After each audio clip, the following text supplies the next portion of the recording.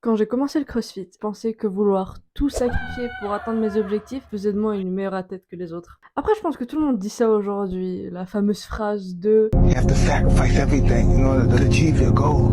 Everything. Je trouve qu'il y a une grande différence entre être discipliné et savoir dire non pour pouvoir maximiser ses performances et vouloir littéralement tout sacrifier. Je me souviens d'une fois où, genre, au tout début de ma vie d'athlète, je suis allée chez mon père et je lui ai dit que j'avais tellement envie de gagner les CrossFit Games que je ferais tout pour y arriver et même me casser une jambe si ça me promet le podium. Et là, mon père m'a dit, alors calme-toi. Bon, pas vraiment, ce qu'il m'a dit, c'est peu importe la récompense, se faire mal physiquement ou mentalement ne vaut jamais la peine. Et ouais, c'est logique. Pourtant, c'est rentré d'un côté, c'est sorti de l'autre. J'étais tellement perdue dans mes rêves de grandeur. Enfin, jusqu'à quelques semaines après où je me suis littéralement blessé le dos. C'était soit une coïncidence, soit ma destinée.